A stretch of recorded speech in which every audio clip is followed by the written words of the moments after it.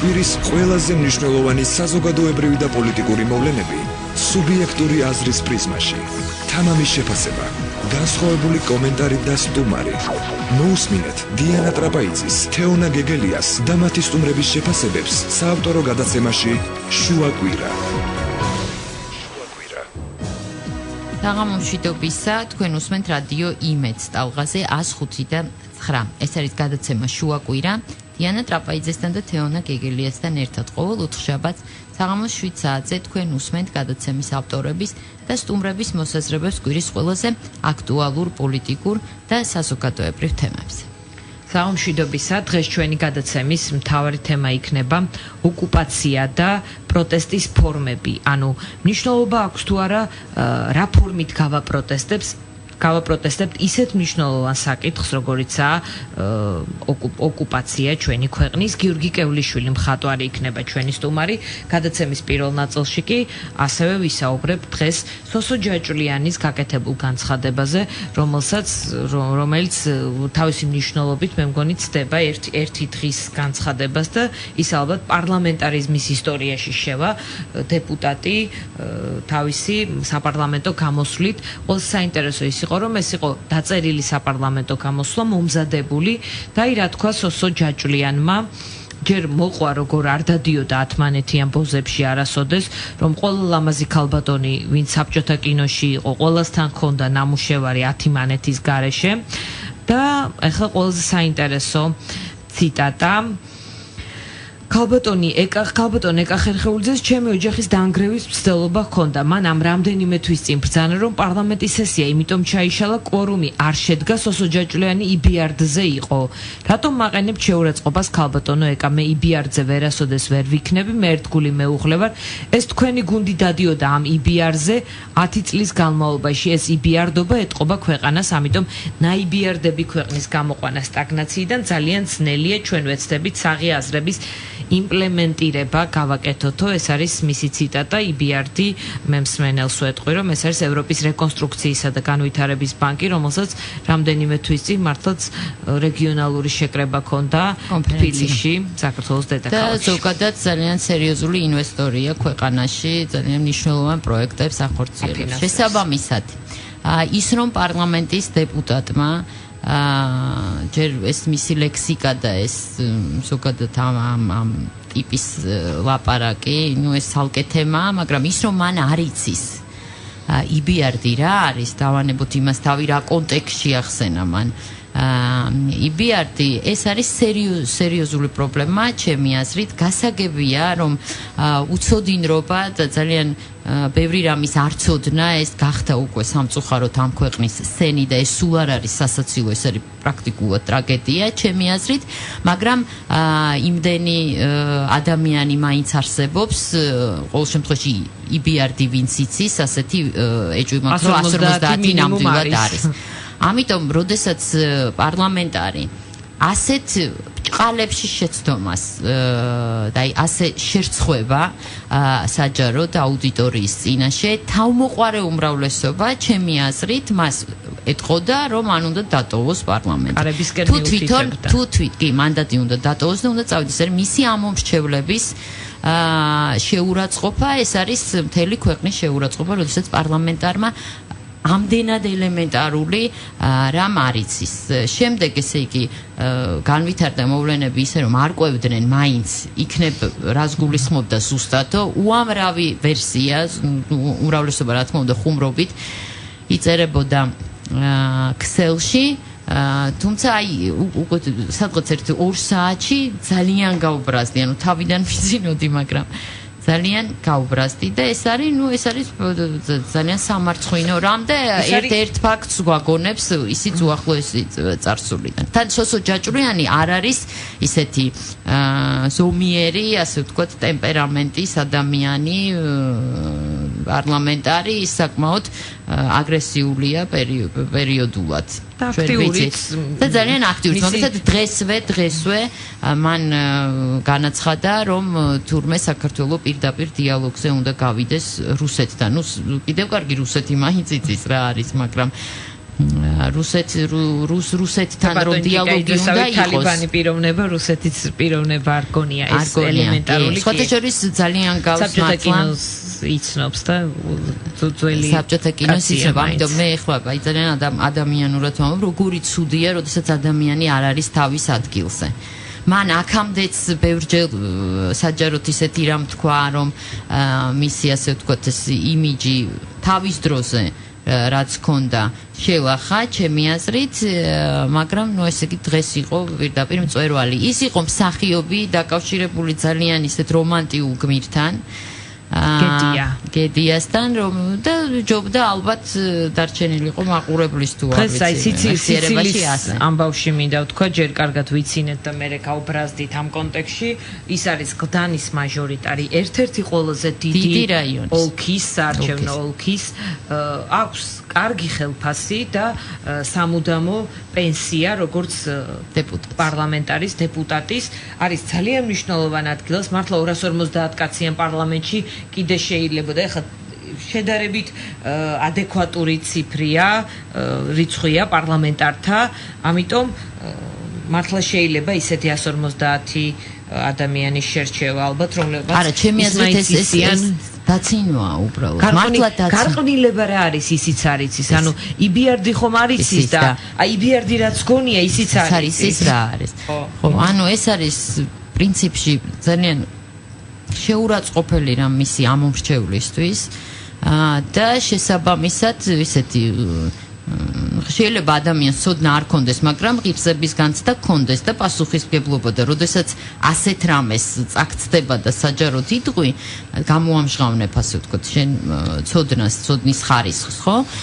შემდეგ ყოველთვის შეიძლება რაღაცის გასწორება და შესაბამისად ერთადერთი მე მაგალითად ერთადერთი ადეკვატური ნაბიჯი ასეთ ფონზე მიმაჩნია, რომ მან უნდა დატოვოს, არა არ ვიცი, ალბათ დეპუტატის თალიბანი იყო ამბავი, რომლის შემდეგაც ძალიან ძნელად წარმომედგინა იმ ადამიანის დარჩენა შინაგან საქმეთა მინისტრის პოსტზე. მიუხედავად მისი ხო ადამიანი გამოიყურებოდა ისედაც ამ თანამდებობაზე, მაგრამ ესეთი ტიპის განცხადება უკვე იყო საჯარო დეკლარაცია, რომ უკვე იმ კაბინეტში მის ყოფნას არანაირი ლეგიტიმაცია აღარ ქონდა.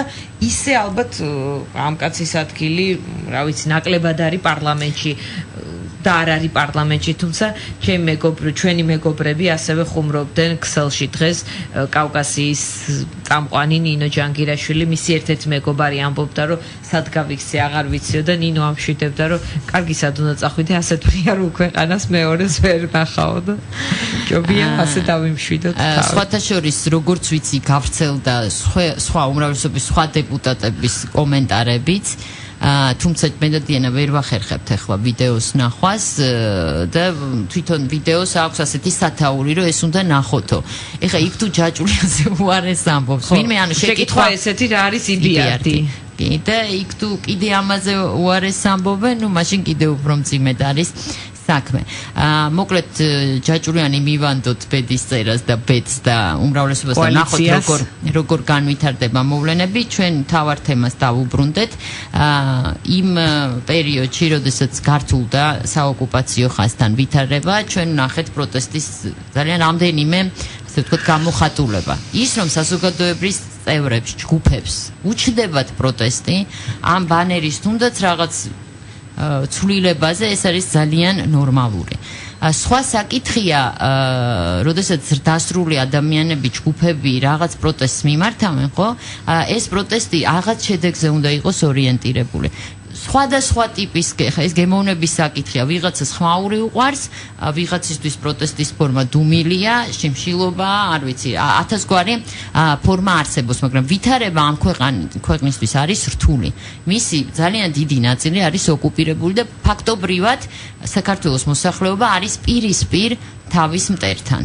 ანუ იქვე ცხოვრობს. ამიტომ ნებისმიერი მოძრაობა შეიძლება რაღაცა ძალიან ცუდად დასრულდეს და პირველ რიგში იმ ადამიანებისთვის, ვინც იქ ცხოვრობს. მე საერთოდ ამ ადამიანებს ვთვლი, არ ვიცი, გმირებად, რომლებიც ასეთ პირობებში ახერხებენ, რჩებიან მაინც იმ რეგიონში და აი ესეთი ნერვების ფასად ესე ყოველდღე რო ვიღაც გადმოვა და გეუბნება რომ აქ აღარ გადმოხვალ შენს მიწაზე, იმიტომ რომ ასე გადავწყვიტე მე. ხო ამას გაძლება უნდა და ამ ხალხს ჭირდება მოვლა პატრონობა სახელმწიფოს მხრიდან, მეტი ყურადღება, იქ სხვათა შორის ძალიან რაღაც ინფრასტრუქტურული პროექტებიც ცოტა ისე არ ყოფილა როგორც უნდა ყოფილიყო ამ დროს მთელი ყურადღება ალბათ იმაზე უნდა იყოს გამახვილებული.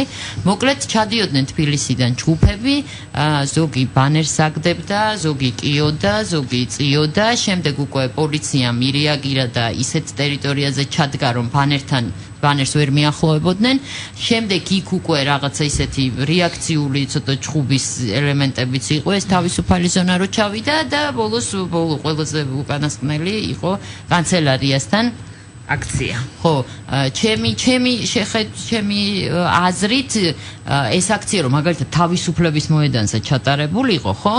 ის იქნებოდა ჩემი აზრით ადეკვატური, ანუ ოკუპაციის გაპროტესტება, მაგრამ ის რომ კანცელარიის მისადგომებთან ჩატარდა, ანტისამთავრობო აქციას ვკითხე, სხვათა შორის ეთერში მყავდა სტუმრად აქციის ერთ-ერთი ინიციატორი, რომ ეს ჩემი დაკვირვებით თქო, უფრო ანტისამთავრობო აქცია იყო, მაგრამ ეს ქალბატონი არ დამეთანხმა ელენე ხოშტარია, თუმცა მათი კლიპიც, სარეკლამო რგოლიც, რომელი რგოლითაც მოუწოდებდნენ ისინი ოკუპაციის გასაპროტესტებლად, თავშივე იყო ანტისამთავრობო. ეს არის ძალიან პატარა ქვეყანა. იქ რაც არ უნდა ხშირად გაიმეორო, რომ მე ვარ მაგალითად ტელევიზიის ხელმძღვანელი მხოლოდ და არ ვარ პოლიტიკოსი, ეხლა დარწმუნებული ვარ მთელმა საქართველოს მიცის რომ ნიკა გვარამია არის პოლიტიკოსი, რომელიც ხელმძღვანელობს ტელევიზიას. ეხლა რაც არ უნდა ამტკიცოს, მაგალითად ყოფილი უშიშროების საბჭოს ხელმძღვანელის გიგა ბოკერიას ცოლმა, რომ ის არ არის პოლიტიკაში, უпростоრად საზოგადოების წევრია და ასე აპროტესტებს მოვლენებს, რა თქმა უნდა მისი ხედვა არის პირდაპირ პარტიული, იმიტომ რომ ის პროცესებს ხედავს სწორედ მათი გადმოსახედიდან და შესაბამისად ჯდება იმ ტრენდში, რაც აქვს, ასე ვთქვათ, ამ ჯგუფს ოპოზიციური წრეებიდან. ამიტომ პატარა ქვეყანაა, ეხა ამ სოციუმში ბევრს რო გაიმეორებს, არ ნიშნავს რომ ვინმე დაგიჯერებს, ჩემთვის ეს გავდა პარტიულ ღონისძიებას და ეს გახდა შემდეგ სელში დავის საგანი, იმიტომ რომ ამ ქვეყანაში არსებობენ ადამიანები, რომლებიც გულწრფელად არც ერთ პოლიტიკურ რომელთა გემოვნების პოლიტიკური ჯგუფები სამწუხაროდ ჯერ არ არსებობენ.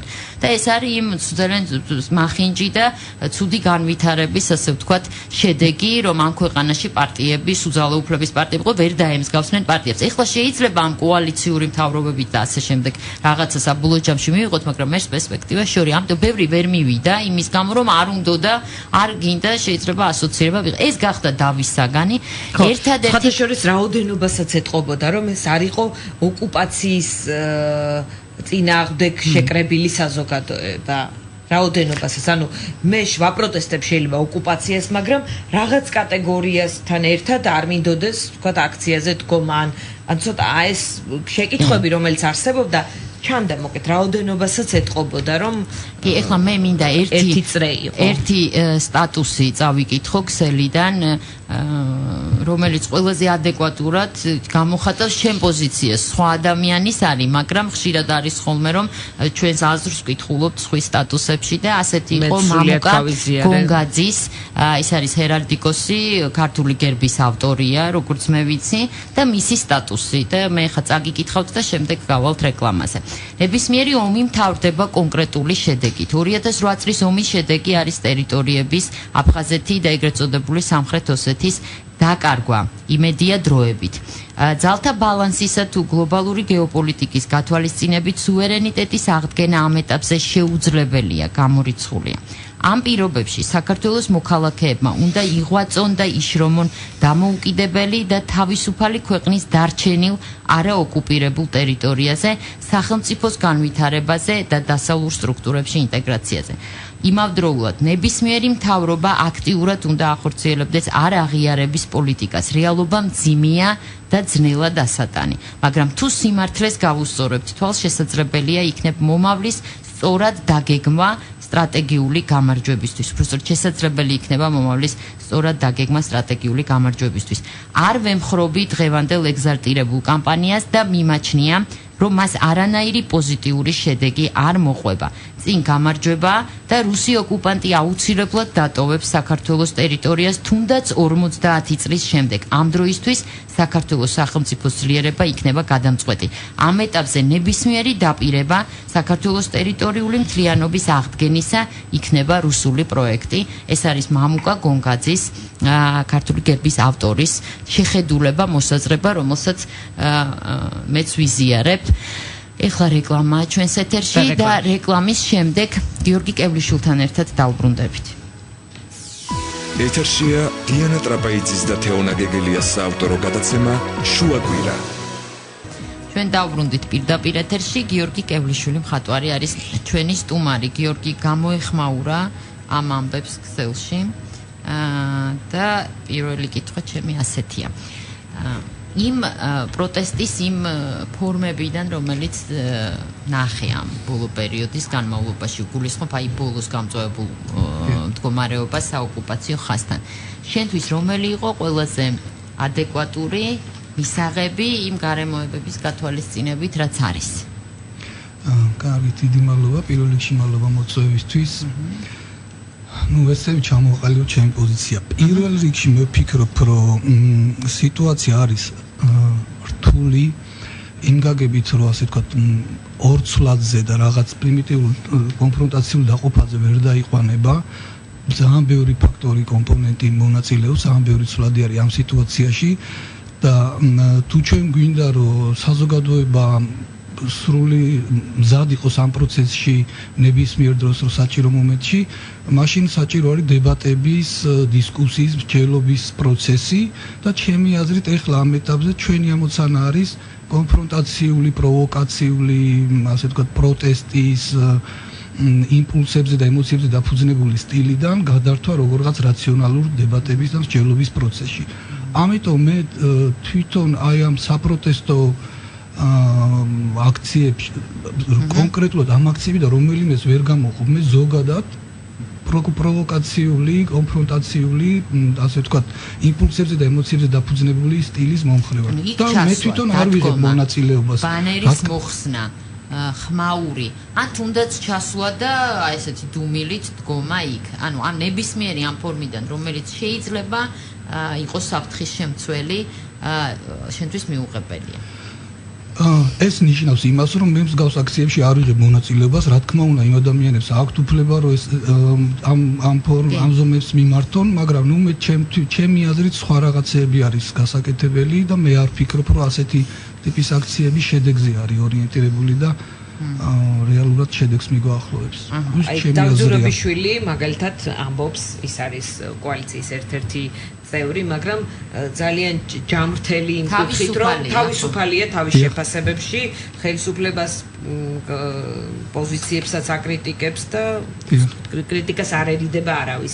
ის ამბობს, რომ კარგია ნებისმიერი პროტესტი იმის საჩვენებლად, რომ საოკუპაციო ხაზზე, ეგრეთ პირობით საზღვარზე ნებისმიერი მოძრაობა ჩვენი მხრიდან იქნება ადეკვატურად რეაგირებული, რომ არ გვინდა იმის ჩვენება, რომ ჩვენ ისე შევეჩვიეთ ამ პროცესს, რომ მართლაც გორი თბილისის ცენტრალურ მაგისტრალზე, აღმოსავლეთ-დასავლეთის მაგისტრალზე რომ დადგან ბანერი, ამასაც შევეგუებით. კარგია ამ დროს, როდესაც ვაჩვენებთ პროტესტს. ანუ ასეთი პოზიციაც აქვს მაგალითად. თქო, ამ პოზიციას აქვს არსებობის უფლება, ისე ვიმეორებ, მე ამსეთი აქციების წინააღმდეგი რა თქმა უნდა არა ვარ, მე ვამბობ მათ მე არ მონაწილეობ, იმიტომ რომ სხვა რამ უფრო მნიშვნელოვნად მიმაჩნია. მაგალითად, ჟურნალისტები წავიდნენ იქ მოაწყეს აქცია. მათ რა თქმა უნდა აქვთ ამისი უფლება, მაგრამ როდესაც ჩვენ ვლაპარაკობთ ოკუპაციაზე, რბილი ძალის გააქტიურებაზე და ასე შემდეგ, პრობლემა დგას ესე რბილი ძალას რა შეიძლება დაუპირისპირდეს? რატომ გააქტიურდა რბილი ძალა? იმიტომ რომ ევროპის იდეა, დასავლეთის იდეა ჩვენში ასე თუ ისე სამწუხაროდ დისკრედიტირებულია საზოგადოების დიდ ნაწილში. ამას აქვს თავისი მიზეზები. მე მაგალითად არც იმ ავაცახსენებელი 9 წლის მანძილზე, არც ეხლა ბოლო წლებში ამ ხელისუფლების პირობებში მე პირადად არ მინახავს არც ერთი გადაცემა, სადაც ადამიანებისთვის გასაგებ ენაზე იქნებოდა ახსნილი, რა არის ევროპა, რატო უნდა შევიდეთ. პროპაგანდა მინახავს, მაგრამ რა ფასეულობებს ეფუძნება, რა ჩვენ ხომ არ ვლაპარაკობთ ევროპაზე, ასე ვთქვათ, კარლოს დიდის ან თუნდაც ბისმარკის ევროპაზე. ევროპა, რომელზეც ჩვენ ვლაპარაკობთ, ეს არის მეორე მსოფლიო ომის შემდეგ ჩამოყალიბებული წესრიგი, რომელიც არ დაიყვანება ევროპის შესახებ ჩვენ ისტორიულ ან გეოგრაფიულ ცოდნაზე.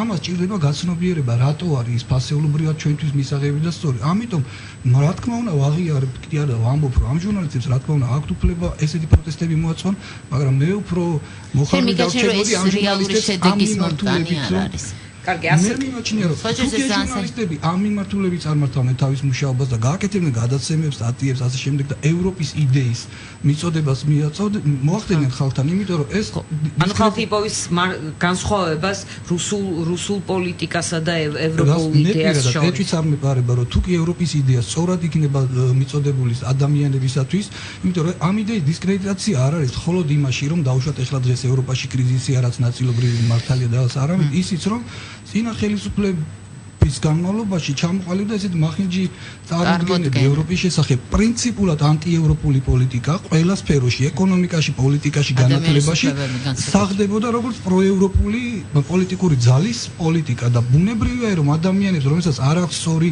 ინფორმაცია, არ იციან რა არის ეს ევროპა, რას ნიშნავს, რას ქვანახში და რკინის ხელშეკრულებიდან მოყოლებული დღემდე რა პროცესები გაიარა, მათ ბუნებრივი არის რომ არც ისე დიდი მიზიდულობა აქვს ამ იდეას მათთვის, რომელიც ასოცირდება აი ამ პარლამენტის წევრმა ისიც არის ისე ხა რა არის იბიარდი მე დაახლოებით წარმოვიდგენია საქართველოს მოსახლეობის დიდ ნაწილს რა ხარისხის ცოდნა აქვს ევროპაზე.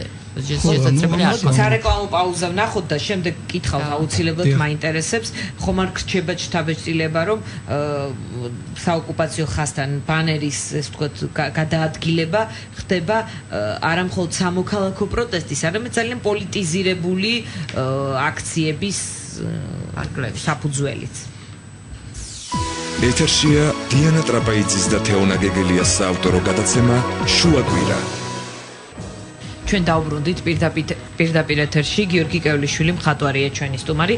გიორგი, რამდენად იყო ყველა ის აქცია, რომელიც ჩვენ ვნახეთ, ჟურნალისტების, ტელეარხების ვთქვათ რაღაც სამოქალაქო გაერთიანებების თუ არასამთავრობო ორგანიზაციების ისეთ სამოქალაქო პროტესტი თავიდანვე პოლიტიკური შემადგენელისგან, ანუ იყო პოლიტიზირებული აქციები, რაღაც ანტისამთავრობო ქვეტექსტით თუ იყო ანტისაოკუპაციო?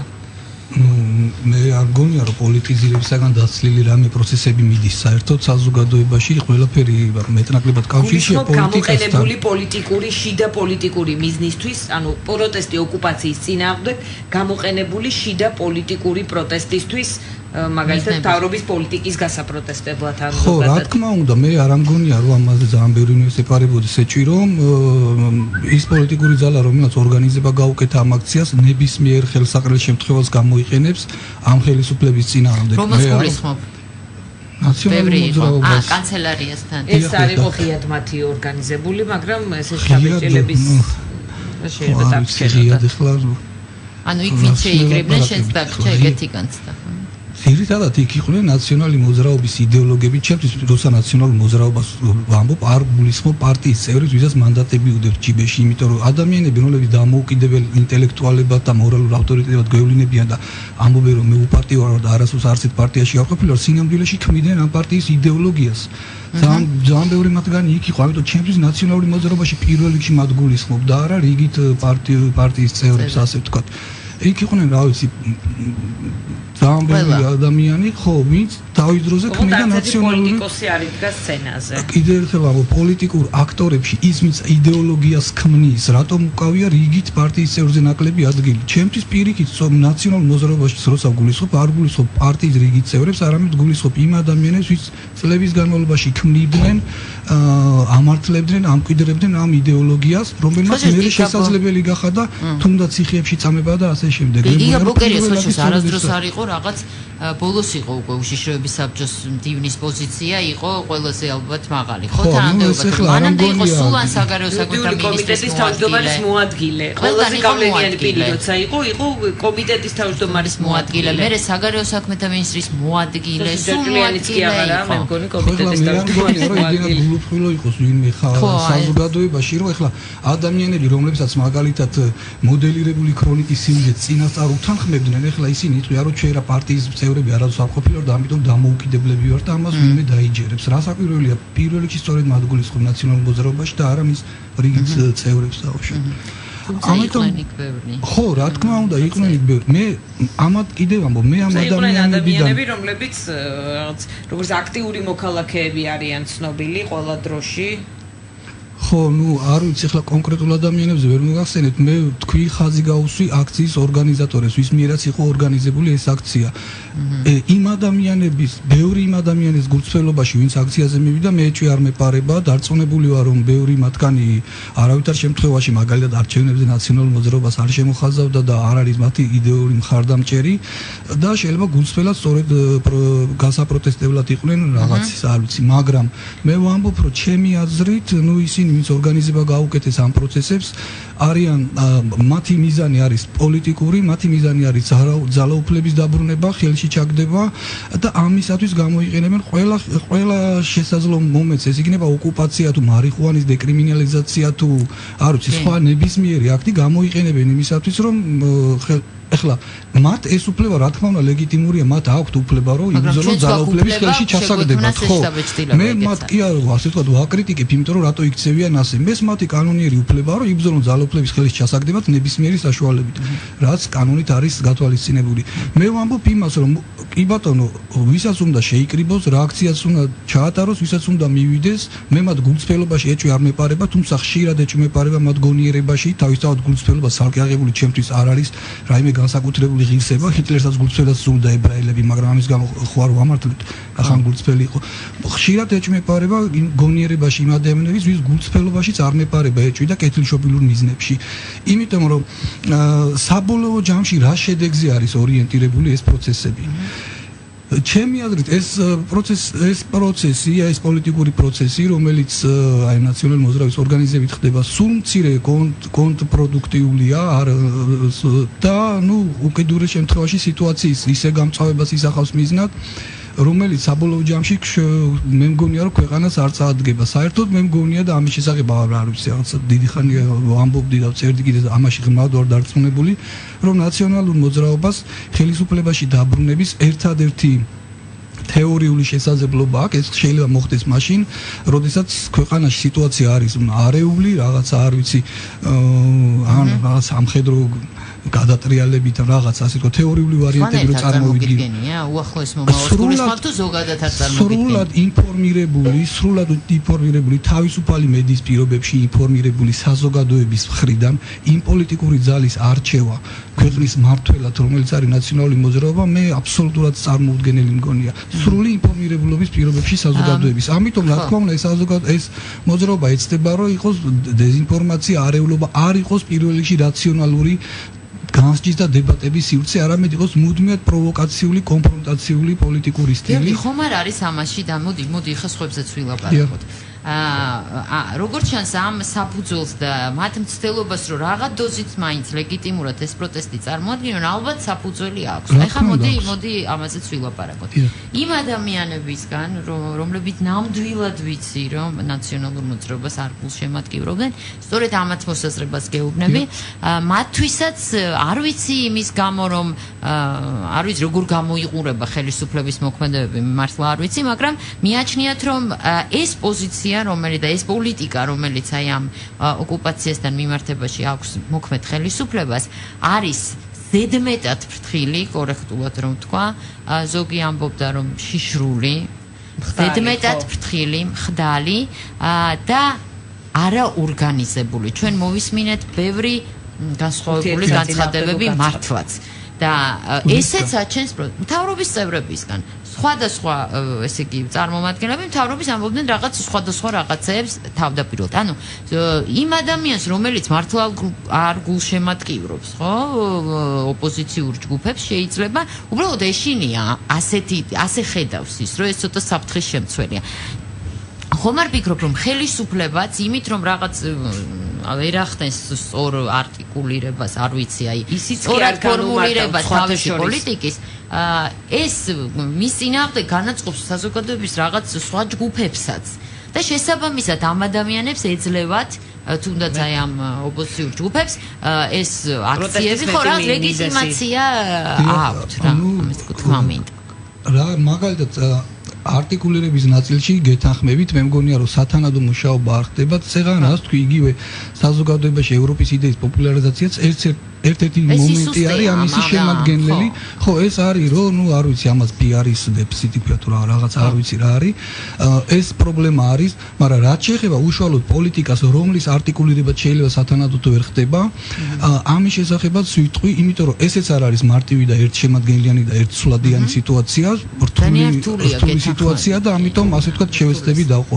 რაც შეეხება საგარეო პოლიტიკას რომელიც კონფლიქტების მოგვარებისკენ და ზოგადად უსაფრთხოების განმტკიცებისკენ არის მიმართული მე მგონია რომ ეს არის საუკეთესო რაც კი შეიძლება გაკეთდეს საგარეო პოლიტიკის თვალსაზრისით ხას უსვა რომ მიუხედავად შიდა განსხვავებებისა ეს აშკარაა ჩემი აზრით რომ ამ საკითხში მთავრობა პრეზიდენტის მთელი ხელისუფლება ერთიანია და მათ შორის კონფრონტაცია არ არსებობს მე მგონია რომ ეს არის ერთადერთი სწორი პოლიტიკა და ეს რომ ასე არის აღიარებული არის თვითონ ევროპელი და უცხოელი დიპლომატების მიერ მომწონს თქვენი პოლიტიკა მაგრამ ეს რასაც ჩვენ პოლიტიკას ვუწოდებთ ხომ არ შეიძლება ნიშნავდეს არაფრის არ კეთებას უბრალოდ არაფერს არ აკეთებენ ოღონდ არც კონფრონტაციაზე გადადიან და ეს ითვლება როგორც პოლიტიკა. ხო და ამას ვამბობ რომ ეს არ არის არაფრის არ კეთება და ამის მიწოდება არაფრის არ ის რასაც ეძახიან დღეს ასე ვთქვათ სტრატეგიული მოთმინების პოლიტიკა ეს არ ნიშნავს არაფრის არ კეთებას ეს არ არის უბრალოდ ჩუმად მოვისმინოს სტრატეგიული მოთმინება აქტიურ მოთმინებას ნიშნავს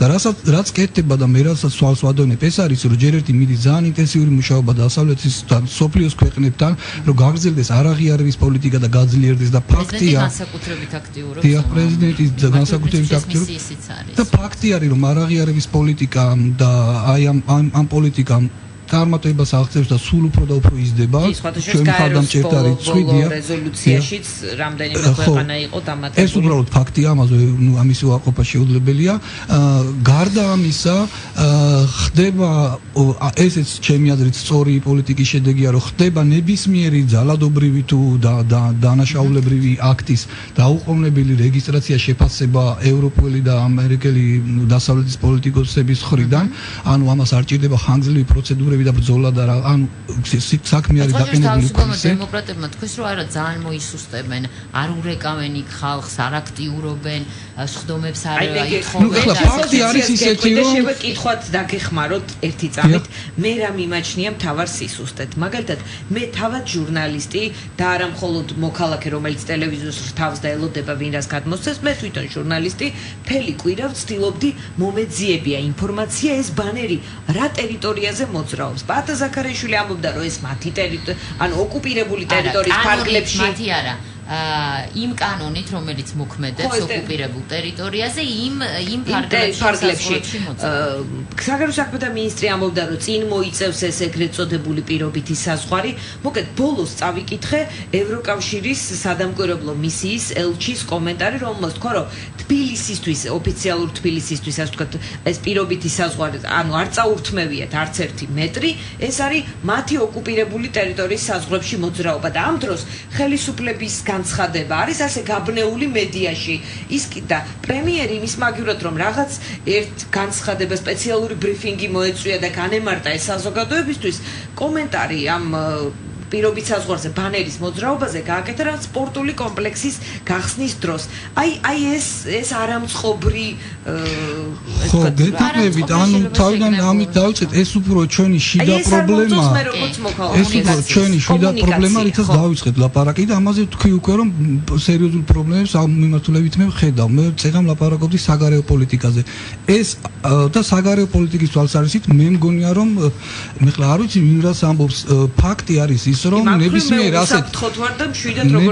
ასეთ აგრესიაზე დასავლეთს აქვს დაუყოვნებელი რეაქცია და სწორი რეაქცია და ეხლა უფრო მეც რას მოველით რომ აგრესიამდე მოახდინონ განცხადებები თუ რა გააკეთონ ყისიერი რეაქცია აქვს დასავლეთს და ეს ჩემთვის ნიშნავს რომ დიპლომატია დასავლეთის მიმართულებით მუშაობს რა თქმა უნდა უფრო მეტი არასოდეს არ არის ცუდი შეიძლება უფრო მეტის მოითხოვო და ვისურვოთ ამ მიმართულებით ოღონდ ამ მიმართულებით და არა ის რომ რაღაცა პროვოკაციული მიმართულებით რომ ვიცი რომ რაღაც შეიარაღებულ კონფლიქტ ყველაფერს იზამენ რომ შეიარაღებულ კონფლიქტამდე არ მივიდნენ ანუ ეს სტრატეგიული მოთმინება ქვია თუ რაც ქვია ამ პოლიტიკას ემეს მამშვიდებს როგორც მოქალაქეს ეს ჩემი აზრით ბევრი ფაქტორის გამო ეს არის ჩემი აზრით თავარი იმიტომ რომ კიდევ ჩვენ ჯერ ერთი ეს სიტუაცია უნდა განვიხილოთ გლობალურ კონტექსტში იმიტომ რომ ამ სიტუაციას ბევრი ფაქტორი აქვს ერთი არის დასავლეთი ზოგადად ამერიკა ევროპა მათი პოლიტიკები განსხვავდება ქვეყნის ხელისუფლება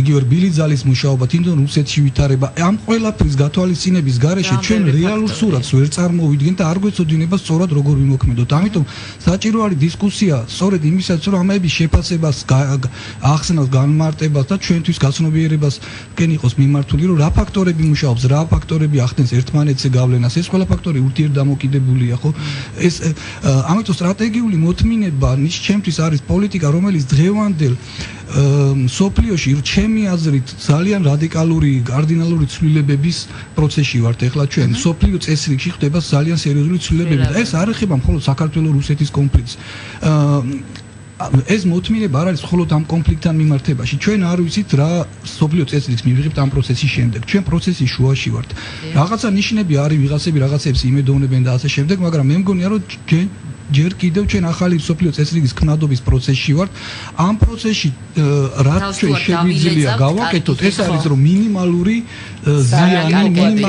ზარალი მოგვადგეს და პირველ რიგში რა თქმა უნდა ადამიანების უსაფრთხოება კონფლიქტის არ გამწვავება და მშვიდობიანი პოლიტიკა რომელიც არის დეკლარირებულად ხელისუფლების წინა ხელისუფლებისაც იყო მაგრამ შვენი დღეს დაარღვიეს და ეხლა ესე 3 წელი არ ვისვლი და მე ერთხელ გავისურვე ეგ ნიშნავს რომ არც არასდროს არ ყოფილა მშვიდობა პოლიტიკა ეხლა ამ ხელისუფლებას მე არ ამგონია რომ ეჭვი ქონეს ეჭვი შეტანის საფუძველი ქონეს მშვიდობიანი პოლიტიკის ეს მშვიდობიანი პოლიტიკა არ არის უბრალოდ რაღაცა ევროპა ითხოვს ასე და ასე შემდეგ რა ჩვენ ლაპარაკობს ოკუპირებულ ტერიტორიებზე ხო არა ევროპას რო ითხოვს ეს არის პირველ რიგში ჩვენს ინტერესებშია პირველ რიგში არის ჩვენ ინტერესებში იმიტომ რომ ეს ოკუპირებული ტერიტორიები ხომ არ არის უბრალოდ ტერიტორიები რომლებიც შეგვიძლია დავიფხვროთ მე რუკაზე მოვინიშნოთ და მშვიდად ვიცხოვროთ ეს არის პირველ რიგში ადამიანები ვინც იქ ცხოვრობენ ჩვენ იმ ადამიანებთან ერთად უნდა ვიცხოვროთ კიდე ჩვენ გვაქვს იმ ადამიანებთან პრობლემა რაც არ უნდა ილაპარაკოს ეს კიდე ერთი ფაქტორია ხო პოლიტიკოსებმა რომ ეს ასე არ არის და რომ ეს ეგეთი მარტივი პროცესია რომ ხო ეს არის მხოლოდ რუსეთს რა თქმა უნდა რუსეთს საქართველოს პრობლემაა მაგრამ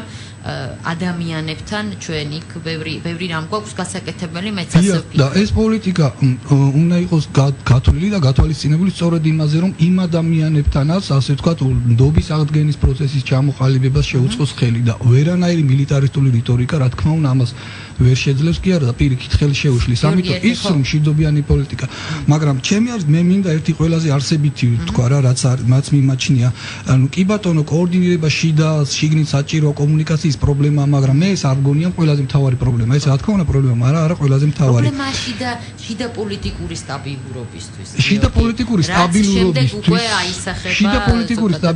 ამ სტრატეგიული მოთმინების პროცესში ჩვენ არა მხოლოდ იმას უნდა ვეცადოთ რომ მინიმალური ზარალი მივიღოთ არამედ უნდა ვეცადოთ რომ მაქსიმალურად გავაძლიეროთ ჩვენი ქვეყანა დემოკრატიის თვალსაზრისით, მაგრამ პირველ რიგში ეკონომიკური თვალსაზრისით. ჩემი აზრით, ეს არის რეალურად ოკუპაციის წინააღმდეგ მიმართული პროცესები და ქმედება. თუმცა ამას ითხოვს, ხო, რა თქმა უნდა, სხვანაირად. ჩვენ ის სტრატეგიული მოთმინების, ასე ვთქვათ, ფიალა რო აივსება და ის წუთი როცა დადგება, როცა სიტუაცია შეიცვალა და ეს სიტუაცია შეიცვლება და ამაში არ გულისხმობ მხოლოდ იმას, რომ პუტინი აღარ იქნება პრეზიდენტი და ასე შემდეგ. ევროპაში შეიცვლება და ბევრი რამე შეიცვლება. ეს მომენტი, როდესაც დადგება, ჩვენ მზად უნდა ვიყოთ იმისათვის, რომ თქვათ, რომ საქართველო არის მიმზიდველი ქვეყანა აფხაზებისთვის, ოსებისთვის და ამას ჭირდება ეკონომიკური ძალიან სერიოზული რეფორმები. ჩემი აზრით, მე თავარ პრობლემას ხელისუფლების ხედავ აქ. დიახ. ეკონომიკური პოლიტიკა შენ დამთავრდა გადაცემა უკვე ერთი შეკითხვა მაქვს შენ დისკუსია ახსენებ ბევრჯერ რომ ეს არის საჯარო დისკუსიები მედია არის ერთ-ერთი ყველაზე მძლავრი ასე ვთქვათ სივრცე იმისთვის რომ ეს დისკუსიები იყოს ხელმისაწვდომი რაც შეიძლება საზოგადოების დიდი ფენებისთვის კი დღეს აბსოლუტურად განსხვავებული ვითარებაა მედია ადრე იყო მონოპოლიზებული დღეს არის თავისუფალი იმ თვალსაზრისით რომ ხელისუფლების ზეწოლისგან ეს პირდაპირ ზეწოლისგან თავისუფალი მაგრამ მაშინ ვისი პასუხისმგებლობაა შენი აზრით რომ ასეთი ტიპის ღრმა აუცილებელი საჯარო დისკუსიები არ არის, ფაქტობრივად არ არის ეთერებში, ეს ვისი პასუხისმგებლობაა მაშინ?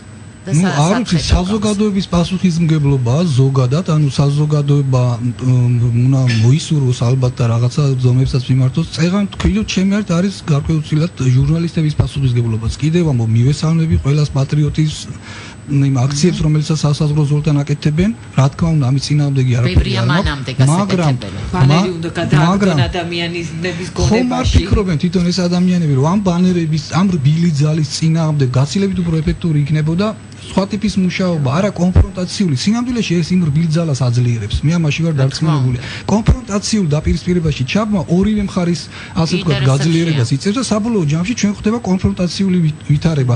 რბილ ძალას ვერ დაუპირისპირდებით, ასე ვთქვათ, რაც წინააღმდეგ ბრძოლას. ჩვენ ამას უნდა დაუპირისპირდეთ, ესე ვთქვათ, პოზიტიური ალტერნატივის, პოზიტიური დიფერენციალის აგებით. ჩვენ უნდა შევქმნათ პოზიტივი, უნდა შევთავაზოთ ადამიანებს, აი რა არის ეს. რა თქმა უნდა, ეს შესაძლებელია პირობებში, რომელშიც აი თუნდაც იმ საოკუპაციო ხაზთან ეს შესაძლებელია, რომ აი ჩვენ ვლაპარაკობდით შესავალში, რომ ინფრასტრუქტურული პროექტები ის მოსახლეობა უნდა იყოს განსაკუთრებული ზრუნვის საგანი. ხო არის რომ აი ამან შეიძლება გამოიწვიოს მათი გაღიზიანება იქიდან თუ ეს არ მოხდება ასე. ნუ ეხლა მოთმინება არ ნიშნავს რომ რაღაცა მგლიშიშით თუ რაღაც ხო სხვა უნდა გასწორდეს. ჩვენ უნდა ვიმოქმედოთ სწორად და თუ მათი მხრიდან იქნება პროვოკაციული, ჩვენ პროვოკაციას არ უნდა ავყვეთ. ჩვენ არ აქვს გარანტია რომ რუსეთი პროვოკაციას არ ჩაიდენს, მაგრამ ჩვენ არ უნდა ავყვეთ პროვოკაციას. დიდი მადლობა. გიორგი კემლიშვილი იყო ჩვენი სტუმარი. ჩვენ მომავალ 4 შაბათამდე გემშვიდობებით ნახვამდის. ეთერშია დიანა ტრაპაიძის და თეონა გეგელიას საავტორო გადაცემა შუა კვირა.